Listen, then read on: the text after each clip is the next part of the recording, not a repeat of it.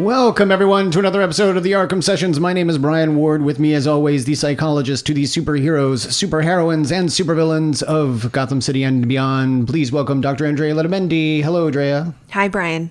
How are you?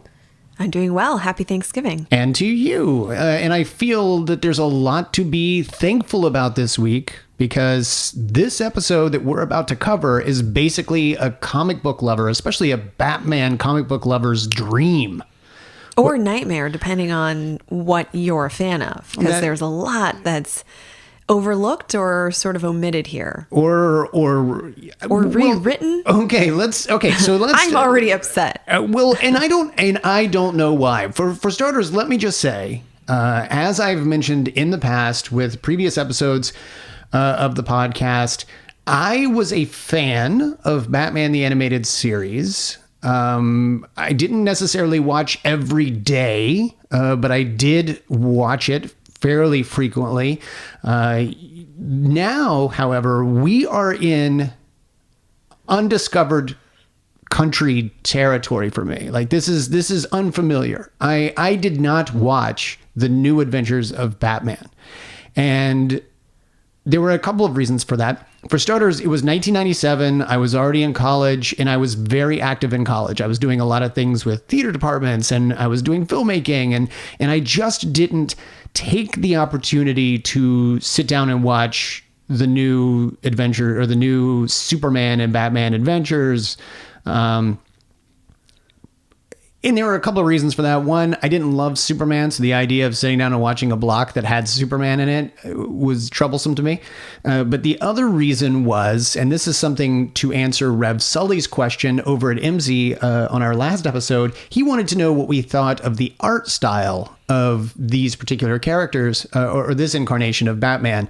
And to be perfectly honest, I probably wouldn't have watched this show because I don't really dig the new incarnation. I don't love, it's not so different from Batman the Animated Series, but it's different enough that it's a little cartoony for me, and I don't love it. Do you think that it deviates from the kind of the classic serial style?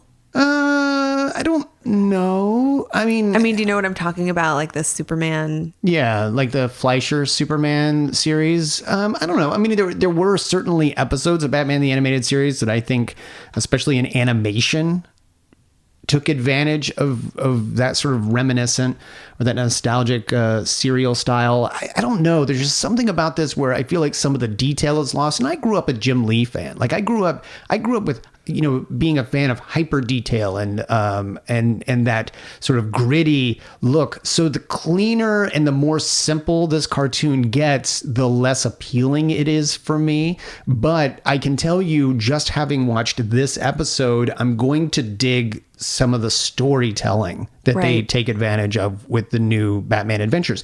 But unlike you, who have probably seen a number of these episodes, if not all of them before, I have never seen any of these episodes. So when you and I watch them, I'm going in with a completely clean slate, and I loved sitting down and watching this particular episode. Well, and my true confession here is that I have not seen all of these episodes, partly because around the time that they were airing, I was transitioning away from comics altogether. I was actually in high school at the time. Right.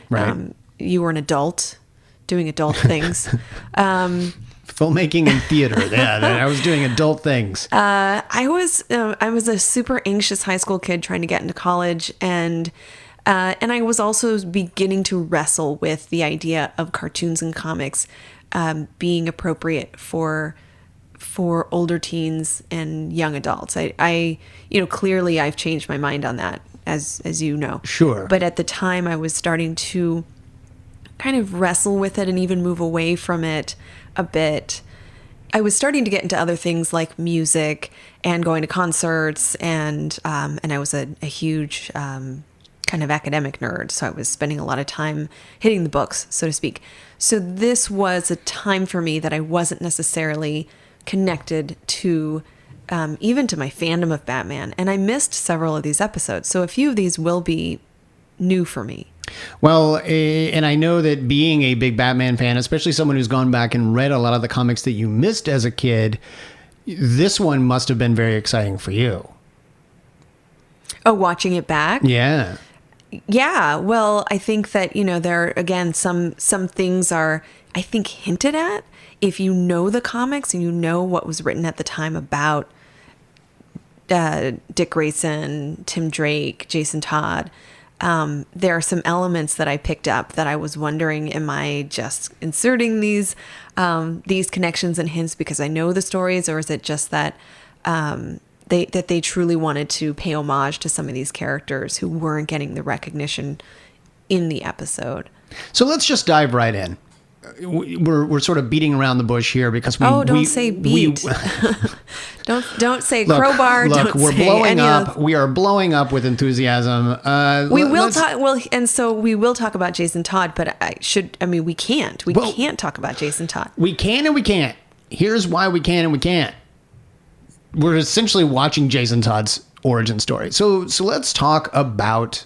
For starters, let's talk about Tim Drake a little bit. We mentioned him in the last episode, and you wondered if Jason Todd was someone that we could talk about. And it turns out we cannot talk about Jason because the animated series is glossing over the idea that there was ever a Robin between Dick Grayson and Tim Drake. However, they have done so by combining the two characters. I'll explain what I mean. So we first met Tim Drake in Batman number 436. That was in 1989. We met him as a small child when he goes to the circus and sees, lo and behold, the Flying Graysons in their final performance. Before that performance, little Tim Drake and his parents take a photo with basically baby Dick Grayson and his parents and family as the Flying Graysons.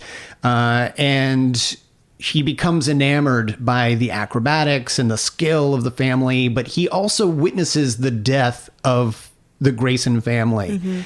And he sort of takes it upon himself to sort of become obsessed with this idea of these characters after he sees on, I believe it was on television, an image of Dick Grayson as Robin doing a move that he remembers the Flying Graysons doing, and therefore he deduces that Dick Grayson must be Robin, and figures it out. He figures it out. And that means that if Dick Grayson is Robin and Dick Grayson is the ward of Bruce Wayne, then that means Bruce Wayne must be Batman. He ends up helping, Bruce and Dick when they're captured by Two-Face at one point. And he ends up dressing up as Robin and helping them. And that is when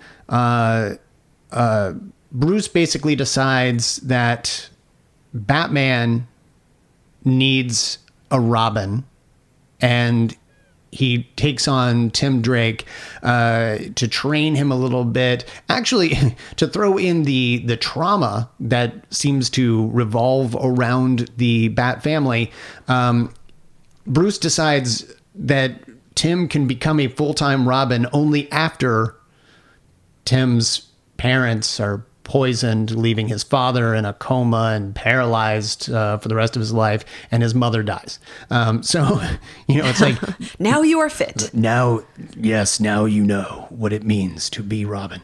That is the origin story of Tim Drake.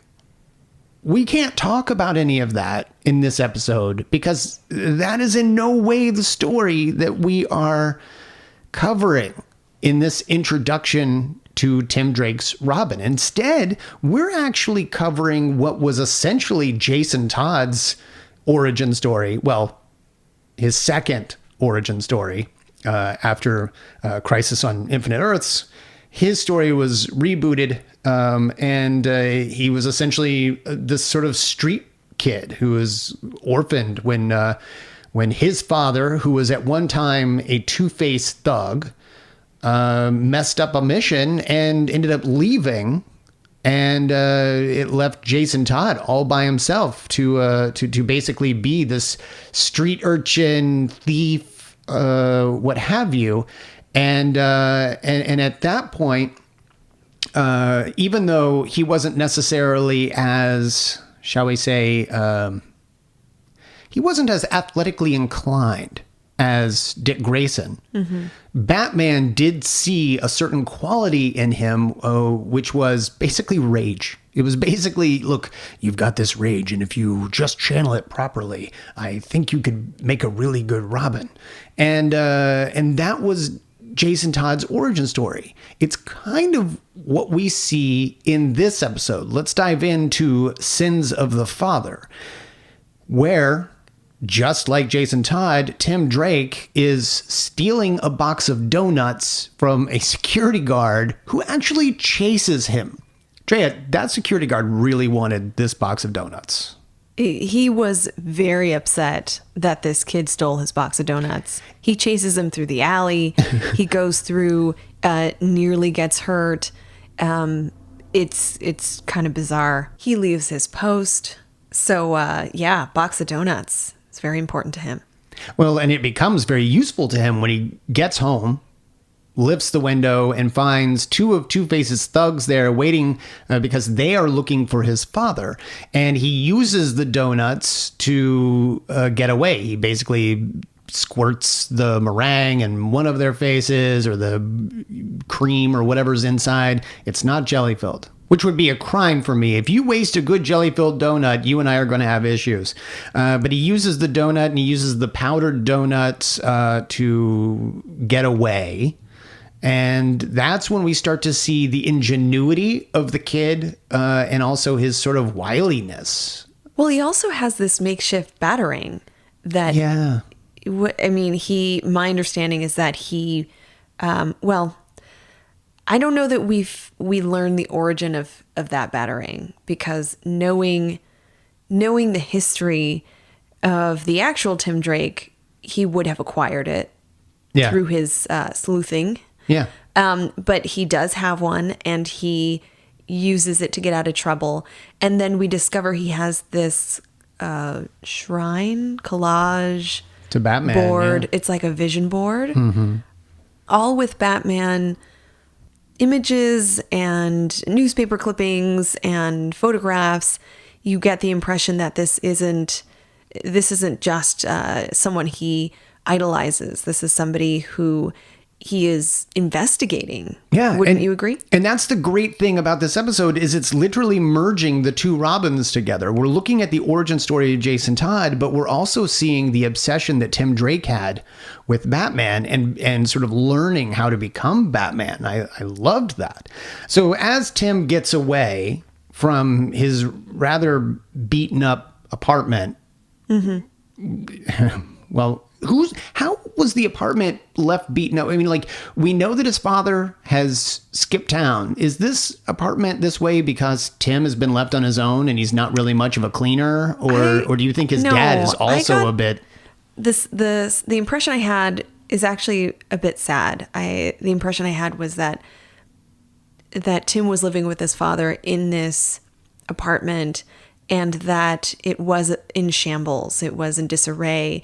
It was an environment that did not seem that it was kept well. Mm-hmm. And so I imagine that was purposeful, that we were meant to see this kid in this rundown apartment to essentially symbolize that his upbringing was around smart people.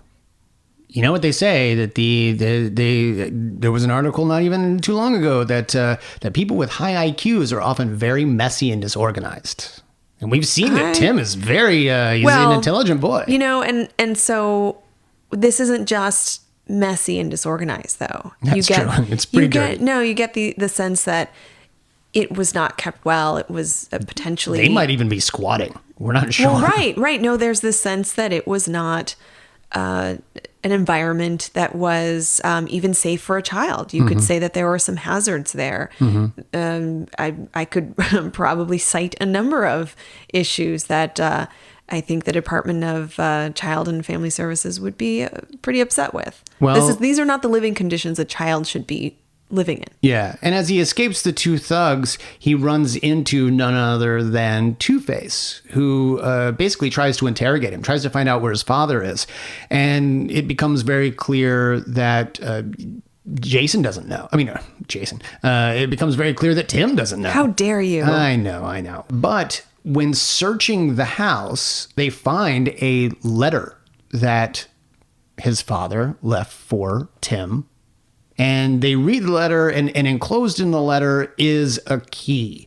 Two-Face recognizes where this key belongs, and he flips the coin when deciding what to do with Tim. And what does the coin say? Let's take a listen.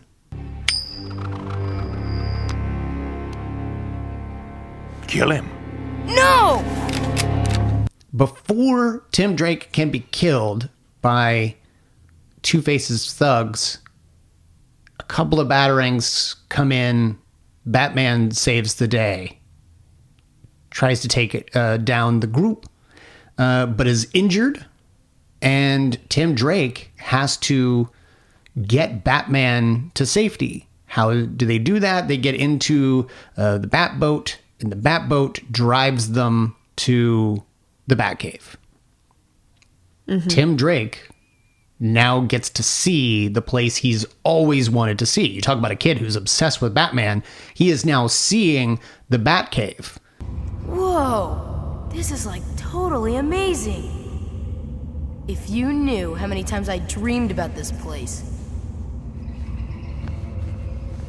Let's talk about what that does to a kid like Tim Drake. Suddenly being in the one place you've ever dreamt of being. Especially after having been in that apartment. Well, and this is the version of Tim that's consistent with the comics in the sense of him being enamored with the lifestyle of Batman and the idea that somebody could have this secret identity, that somebody could be heroic, that somebody could train to be a part of this world. Mm-hmm. So I think that all of those hopes and wishes and maybe even what drives him a bit, maybe even what gives him the motivation to wake up every morning in that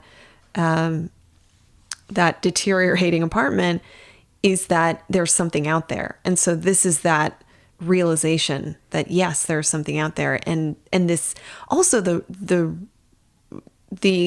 experience of going back with, although an injured Batman, going back with this heroic guy mm-hmm. to the Batcave. Mm-hmm. He basically gets to live the life that Sherwood probably always wanted, where he not only finds Batman and just like the way that Sherwood had sort of kept Batman recovering in his basement, Tim gets to take Batman directly to Batman's basement. I mean, he gets to see the Batcave, and in the Batcave he comes across an old costume clearly designed for a younger Robin, not the Dick Grayson version of Robin that we had seen, the college-aged Robin, mm-hmm. but kind of a younger Robin. And it's there in what almost looks like a kind of a memoriam to this idea that Robin's not here anymore. Now, we can't talk about Jason Todd. But in fairness, it's just sort of implied that there may have been a falling out between Batman and Robin at some point. Well, it introduces this notion of loss. Mm-hmm. I mean, I can introduce that here in the sense of like, we don't know in this story what happened to Robin, but we do know that his costume is there, almost immortalized in this case. Yeah, there is a line of dialogue, and Drea, tell me if you picked up on this as well, that Alfred has. And we're going to talk about Alfred in a second, but there's a line of dialogue that Alfred gives that leads us to this idea that there was a falling out. Let's take a listen. Don't take it personally, lad. He's never been one for debate. It used to make Master Dick furious. Most unfortunate. we now know that something about Batman's rigid black and white thinking that you have pointed out on numerous occasions eventually ended up breaking down the relationship between Dick Grayson and himself. Mm-hmm. B, Alfred is a troublemaker. Alfred seems to always be the guy who lets someone into the Batcave or shows them a costume or helps them get into the costume. But it's Alfred who's trying to expand Bruce's, I guess, emotional functioning or emotional capacity. He's always trying or willing to give Bruce opportunities to grow and to let people into his life. So I think that you may see it as a troublemaker, and I sort of see it as a support person, somebody who's looking out for him, and somebody who is also looking out for these kids. And what's interesting is that Alfred introduces that idea here. He didn't have to say that, like, why did he say that? I think that was his way also of expressing some kind of resentment, that we would still have Dick Grayson here in our family, in our home, if it weren't for this stubborn Bruce's stubborn ways. So what does that make you feel about Bruce? Well, I think here what we're supposed to feel is that what drove Dick away and the chasm that is, clearly exposed here is not due to an external factor like a villain, like the Joker, let's say. Okay. But someone who's just as bad as a villain. But it was an internal conflict. Is it that black and white, is it that rigidity? Is it that, is it the personality that you and I have spent 90 some odd episodes talking about? Is it what we kind of always thought, this is going to hurt your relationships? Like this is not, I feel like we're now in a new TV series, but we're now seeing exactly what I always said would happen with a guy like, Batman, with a guy who feels like it's his way or the highway, and he's constantly suspicious and he's constantly overthinking things, or he constantly pushes people away. Like, we're now seeing the result of that. Well, and this may be the more mature or the next stage of these cartoons, where the maturity about it is around the consequences of past behavior or past decision-making, personality, especially the way that Batman has treated Dick Grayson and Alfred and others in his life. So I think that there's so much left open in a lot of these. That we'll talk about some of the dialogue later in the episode, but there are moments and phrases and exchanges that I think leave so much open to interpretation, right, such that it works in a tight story from beginning to end. But if you're familiar with all the other elements, including Jason Todd and the loss of Jason Todd, it still kind of works. So Tim Drake, while Batman is unconscious on the table and Alfred is trying to look after him, Tim goes exploring and ends up finding the staircase that leads to the grandfather clock, which leads him into Wayne Manor, which then he ends up seeing trophies upon trophies and sees names like Bruce Wayne. He now knows that Bruce Wayne is Batman. And that's when he's caught by none other than Batgirl. Turns out that when Batman's in trouble, Alfred calls Batgirl, which I think is very wise. It's a wise move. She's just not fast enough to catch Tim before Tim discovers the identity of Batman. But Tim insists that he can keep a secret. He also insists on stealing a wallet, a watch, a gold chain. Well, if you're a street kid who needs donuts to survive, that watch could probably fetch a pretty penny. It's interesting. You're kind of easy on him. Whereas if this were Bruce Wayne or like a young Bruce Wayne, you would have I don't know. I think you would have been more blaming.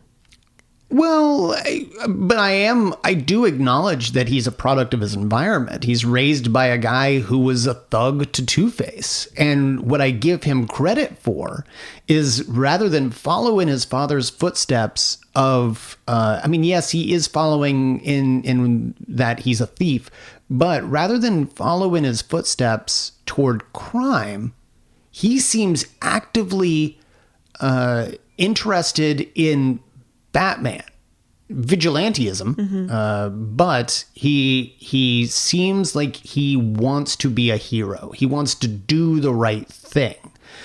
That's the thing about Tim Drake is Tim, unlike Jason Todd, who is driven by rage and the sense of vengeance, Tim Drake always wanted to do the right thing. He always wanted to help Batman because he believed in justice. He was basically the purest form of Dick Grayson.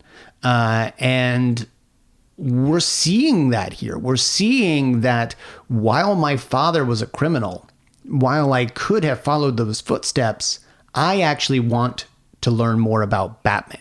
And I think what's missing here for me, and I know we can't talk about what's not, directly, explicitly seen and brought to us in the show, is that his role in helping Bruce overcome the trauma and grief and the loss of Jason Todd is so integral to their relationship and to bringing on Tim as the next Robin. So you're referring to the comics, the comic series, Lonely Place of Dying. Right. Which I think captures the, a realistic reaction to the loss of Jason Todd. Batman sort of becomes more isolated. He's in a lot of turmoil. He's in despair. He's unwilling and resistant to taking on another Robin. And it is Tim who tries to instill and foster hope and to bring back his original mission and to remind him that his job is not just important, but it impacts other young people like Tim. And that narrative is missing here, to the degree that we can't talk about Batman in grief. Mm-hmm. But I think that some of those elements of Tim being just authentically helpful and interested in Batman's life and clearly already knowledgeable and invested in what Batman's worth is. I think that narrative is still here and it's pretty strong. Yeah, while he might not be grieving the death of a former partner, he is certainly potentially grieving the loss of a good relationship with Dick Grayson. I mean, he might still be, and we're looking at about 2 years. I think what's interesting is that also it's Alfred who continues to point out, you are the reason that we lost Dick Grayson. In a similar way. Not that he never blamed Batman for the loss of Jason Todd, but I think just Alfred's presence would emanate that sense of, or the feeling of guilt, the feeling of responsibility for someone else's life. Yeah. So I think that element of blame and accusation, all that is kind of still there. Well, the thing about Tim Drake was, and I realize we're talking about the comics, but I think it applies here, is that Tim's whole thing was he always believed Batman was better with a Robin. He could see that Batman was hurting from the loss of Jason Todd, and he even went to Nightwing, to Dick Grayson, and convinced Nightwing that Batman needed a partner. The thing that happened was Dick then interpreted that as, I need to go be Batman's partner again. That's what got Bruce and Dick captured, and Tim Drake then dressed as Robin and saved them both. Mm-hmm. And that's what convinced Batman that I'll take on Tim Drake. And that's sort of what's happening in this episode. I know we keep talking about the comics. I know that's not something we're allowed to do, but it is setting up this dynamic a little bit, we are still seeing that in that Tim believes Batman is better with Robin. And later on, Tim does in fact don that costume, aided again, I might say, by Alfred. And he wins Batman over as a potential partner. Batman wakes up and they end up discussing Two-Face and Tim's father, and they bring up the note. Tim has the note right there, and it has... Drea, did you find this a little odd, the impression of a key? I didn't find it odd that there was an impression of a key on the paper. I found it odd that Batman immediately recognized the impression of the key, not just the location of where that key would allow entry, but the exact filing cabinet. It's crazy. Yeah, so he immediately recognizes it, and he ends up going to the Gotham airport, and Batman and Batgirl end up finding Two-Face and the thugs. Well, Two-Face manages to commandeer one of those luggage carts, Right. In the, Which I guess, aren't on the known- tarmac. They're not known for speed. Oh, that's the weird thing. That's his getaway car. But he and Batman end up getting into a scuffle there because Batman manages to catch on, and there's a bit of a fight. There's a bit of a fist fight. And he does end up getting away. But then, and this is again one of those areas where I feel like this TV series is going to get darker. Let's just play this little bit of dialogue back at the Batcave. What's the matter? They found a John Doe in Metropolis River whose prints match his father's. That means he's not coming back. My old man. He's gone for good. That's pretty dark. It is very dark. So now Tim has all the vengeance he needs. He's got all the rage. He's got that drive that Batman needs for a good partner. You're in, kid. Yeah. Now you know. But you haven't been to the darkness. Right. Let's not forget. Yeah, he's not looked down into the abyss yet. That comes later. Well, but That's why Dick left. No, but Batman does very kind of without emotion confirm to Tim that, your father's not coming back. Right. Let's listen to what he says.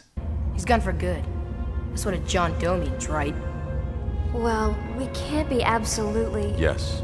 Well, Alfred comes in to save the day. He says that something needs to be seen, and they end up going to the television, and Two-Face is saying that basically if he doesn't get, I think it was like $22 million by 2 a.m, because now we're going down the Two-Face realm of everything needs to happen in twos, then he's going to end up releasing sort of this gas it's this lethal gas on Gotham City. He's basically pulling from the Joker's playbook. This is classic Joker stuff. Batman says that they need to find him before this can happen, and Tim seems to know where Two-Face is hiding out. I might know where he is.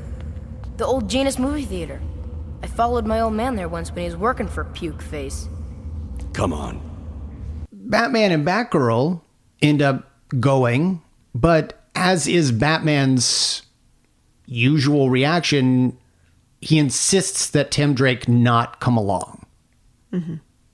And then, as is Alfred's usual reaction, he ends up helping Tim Drake get dressed up as Robin. And it's a good thing because Robin is needed. Robin actually ends up saving the day in this episode.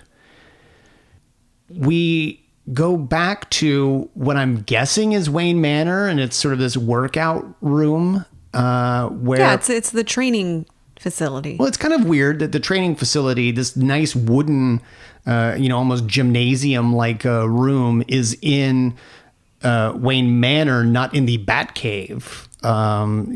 But he is training Tim Drake, and he sets out some rules. Let's listen to those rules.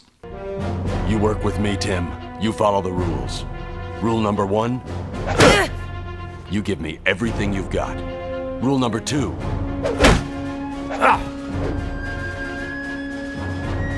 Then you give me more. And rule number 3. I make the rules.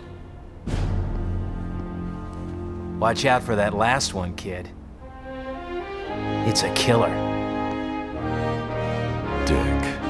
Okay, so many things there. Killer. So many Too things soon, there. Dick. Well, a couple things. One is I'm realizing that if folks aren't familiar with comics about Batman and are watching, our BTAS viewers, for instance, they may have been nervous about where's Dick this whole time? What happened to him? Did he leave? Was he killed? His whereabouts are unknown. So I think that this is the surprise ending. Hi, I'm still here, and I still have keys, and I'm watching you for some reason, Right. which is weird. But the line about this, he's basically saying this job is a killer. Right? Like if you assume the role of Robin, it's going to be rough. Yeah. Well, and then there's a little bit of a wink there, like, and we know it killed off one of us. Right, Not pictured here. But he's also saying that the fact that Bruce makes the rules and they're the rules that you will follow. Right. Or else you will be driven away the way Dick was. Like he's being very clear that Bruce making those rules and only being the one making those rules is going to be hard. So Exactly. Watch out, kid. Well, and if I'm remembering, I know we can't talk about Jason Todd this much, but as I'm remembering why Jason Todd ended up in his predicament with the Joker, he wasn't following the rules.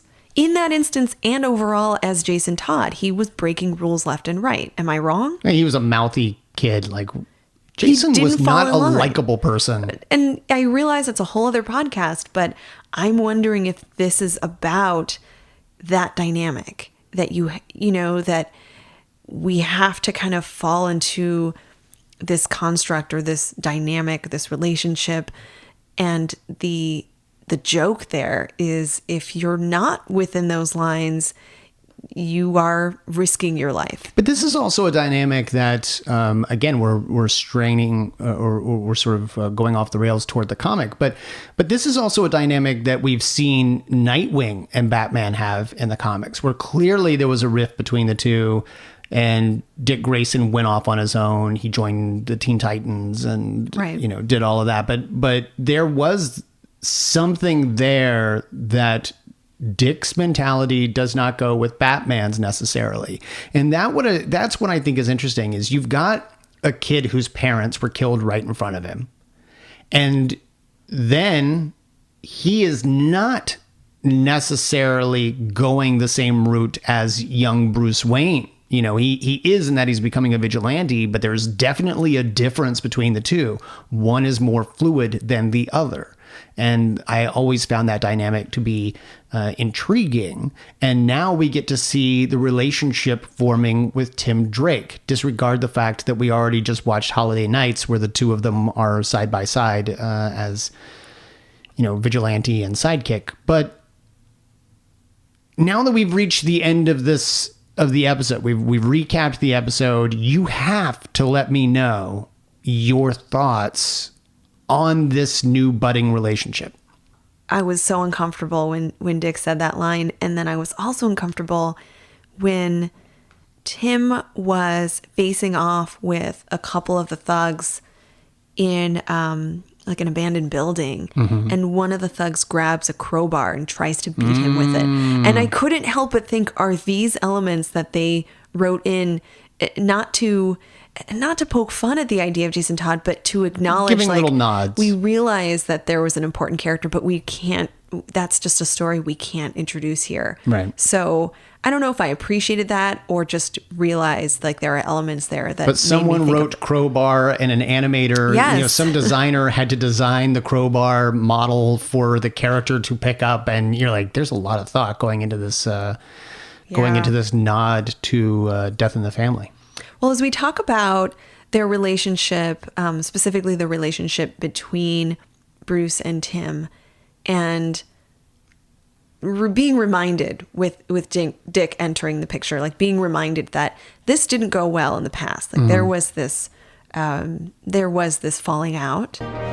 Dick. One of the things that I thought about was the idea of empathy. And I think empathy right now is a topic to be revisited. I know we've talked about it before. We've certainly talked about emotional intelligence before. We've touched upon empathy, but I want to spend a little bit more time with empathy, not just because I think it's an important construct and will help us. It's sort of an essential thing to help us understand how Tim is going to form a relationship with Bruce.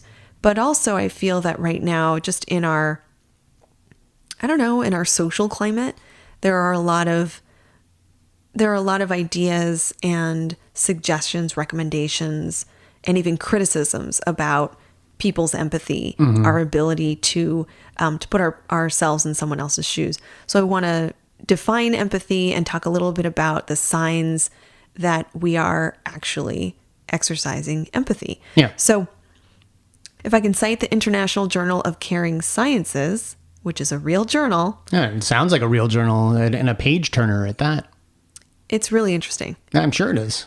So that journal defines empathy as the capacity to share and understand another's state of mind or emotion. Right. Empathic people are more amenable to silent social signals indicating what other people want or need.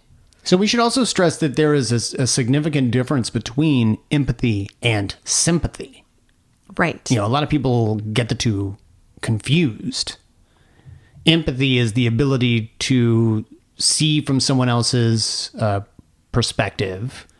The other is the having felt that and being able to relate because you have had that experience. Well, I have to correct you just slightly. It's not that you're referring to empathy as being able to put yourself in someone else's shoes because you've had that experience. No. That would be sympathy.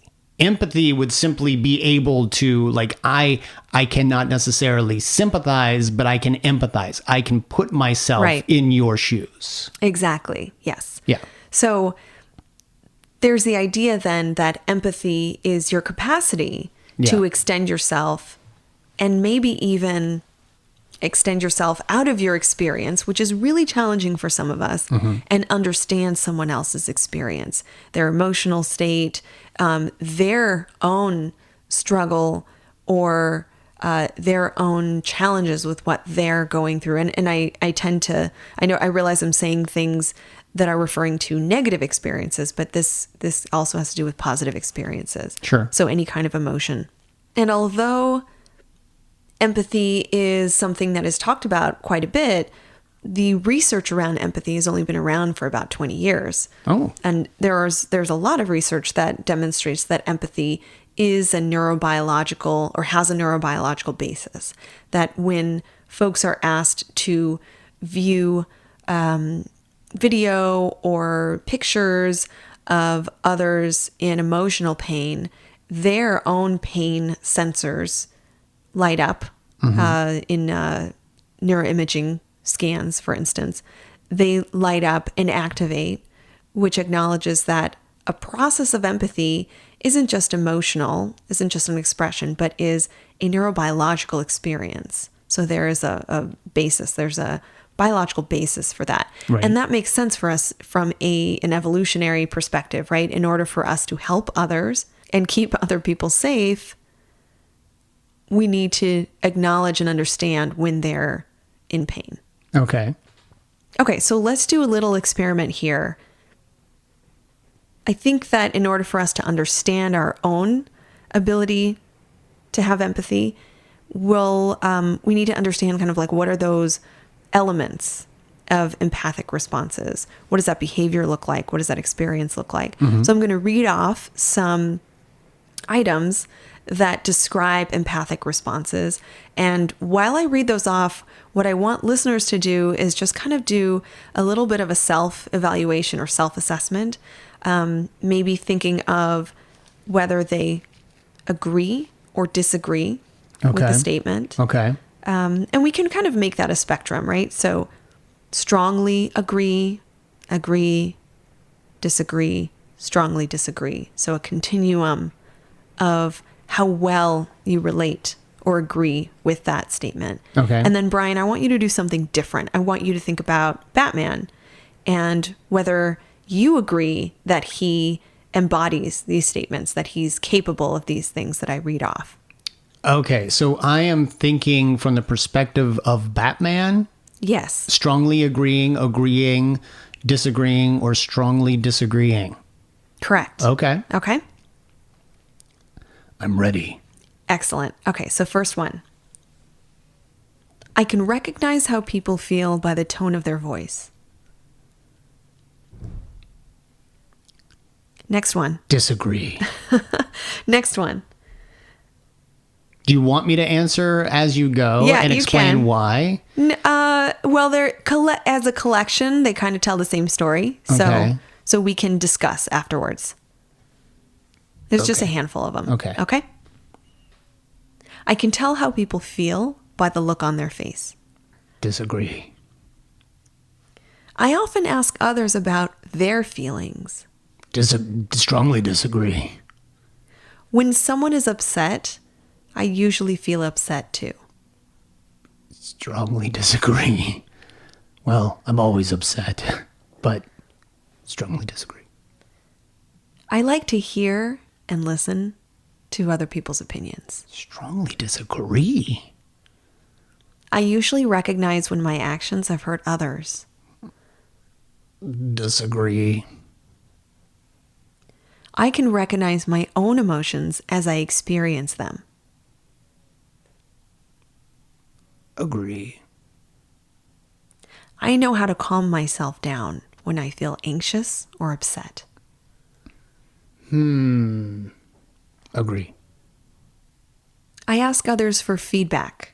Strongly disagree. I didn't even finish. I ask others for feedback and how I can improve. Strongly disagree.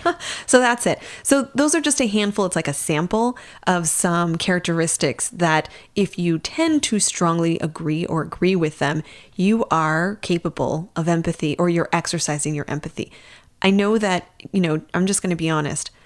I don't score high. I don't agree with some of these items myself. And I'm a professional psychologist. So I don't want to raise the bar high and create a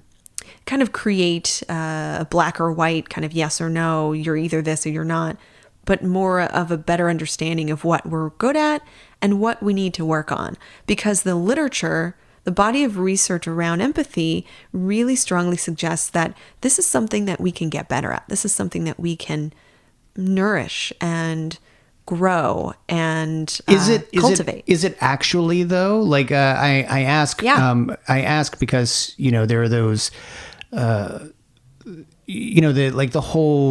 higher the IQ, the lower the EQ, and things like that. Like, you can teach yourself what someone's face means, but you're not necessarily being empathic to what their face means or what their tone means, or like you are teaching yourself what those tones are, but you're not necessarily feeling anything, right? So you're asking sort of about Sherlock. Like Sherlock can figure out, the Benedict Cumberbatch version more in Sure. particular, that he can figure out how to respond and what to recognize. But you're, and we've talked about this character before, but But when they talk about like sociopaths can't, they can't they're necessarily not feel actually experiencing the feeling Right. of upset. They just know how to emulate that. correct. So is empathy really something you can teach, or is Yes. it just something you can educate to the point of I recognize it? It is much more complicated than a yes or no answer. Okay. Is my best response. Okay. Because there are some individuals who really struggle with this, really struggle with recognizing emotions in others, but can learn certain strategies through social skills, through communication skills, through their own personal identity development, because a part of this requires that you're in tune with your own emotions. Okay. So Right. do you think that Batman is a character that can learn more about those things, or do you think that his current state is what makes him so effective as Batman? Like, do you think that the way that he views the world, because I was being honest, like it's funny, but I was being honest when I answered those questions. I almost think that empathy is one of those things that doesn't help him with his job, to be the detective and be the one who is constantly logical and be the one that is using those skills versus something that can maybe get in the way, like empathy. Well, I think that he actually has more capacity than we're giving him credit for. When, for instance... I know exactly what you're going to say. Go ahead. When, for instance, he has a touching moment with Baby Doll. I knew it. When he... But that's not empathy. That's more sympathy. Like, that's more, No. I know exactly what you're going through. I know what this is. I too am a bit of a freak and because he grew up as Bruce Wayne, the kid, the billionaire kid who I think there are some elements that he struggles more with, like being able to understand different perspectives and points of view. I don't know that he's open. He's not as open-minded there. But I do think that there are some ways, and we can cite various ways in which he does exercise empathy, and his behavior is a response to realizing someone else is hurt, someone else is in pain, someone else has a need or a want, has something that he can be responsible for healing them. So I do think that, I think it's much more complex with him, but I do think that he's as capable as any one of us in his ability to exercise some of these items. Okay. But clearly it's too late for him to have saved that relationship with Dick initially. It's probably why Dick is gone. But now you're saying that he can probably begin to work on those things as he develops a new relationship with Tim. Absolutely. He has a wealth of knowledge emotionally from his experience with Tim. Mm-hmm. I'm sorry, from his experience with Dick. I think that he will constantly be struggling with recognizing the needs of others. When it comes to Tim, he's a whole different individual with a whole constellation of needs and wants and even skills that maybe Batman is not aware of, that he needs to be open to. Right. So there's this sense of, while he might be able to relate to him, especially because of the childhood trauma that Tim has experienced, there needs to be further extension of recognizing what that child needs in order for him to be a good caregiver, a good mentor, a good peer in some ways as a superhero. So yeah, there's a lot that he has to learn, but he has these previous experiences to direct him. Okay. Well, what do you think this episode was about? Like, if you could kind of strip it down to its core? Because I sort of feel like this is about fatherhood. Okay. And the parallel between Dick Grayson and Bruce Wayne and their separation, Tim Drake and his father abandoning him. The name of this episode is called Sins of the Father, right? Which goes to the idea that sort of a father's or a parent's inadequacy or that their problems tend to trickle down and become inherited by the son or the child. And so in this particular case, it would be, I think, an interesting play. I think you're right. I think you're leaning toward saying that in the same way that Tim could potentially inherit the sins of his father as a thief and as a thug, he is instead going to be inheriting, for better or for worse, the sins of Bruce as a father figure and become a vigilante out for justice. But I think it also says something, you're right, about fatherhood and good and bad fathers. And I'm not necessarily saying it sees Bruce as the best of fathers that a kid like Tim could have. I think they're both going to learn a lot from one another. So out of the frying pan and into the fire, that's what you're saying. for everyone involved. Yes. Yes. I think they're all going to be in the fire going forward, which might be a good thing because it'll keep people warm for next week when we get a little chilly. We get to revisit Mr. Freeze. Excellent. In a new episode. Drea, until next week, where can people find you online? I'm on Twitter at Arkham Asylum Doc is my name on Twitter. I have a website underthemaskonline.com, and I'm on Instagram, Arkham Asylum Doc.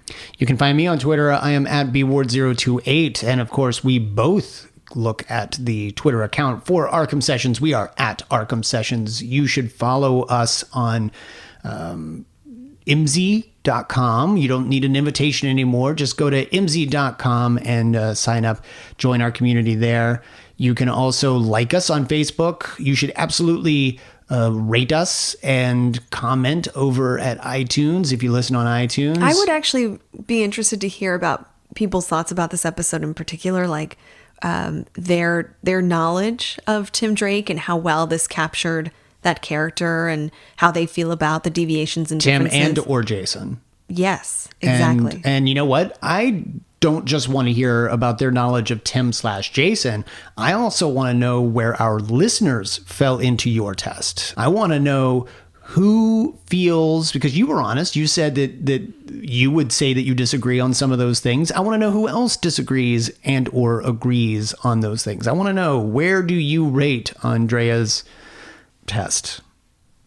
Meanwhile, you can also follow our family at fanbase_press on Twitter, or go to fanbasepress.com to see get their other podcasts and their news and their comics and all that cool stuff. Until next week, I am Brian Ward. I'm Dr. Andrea Letamendi. And together we are the Arkham Sessions.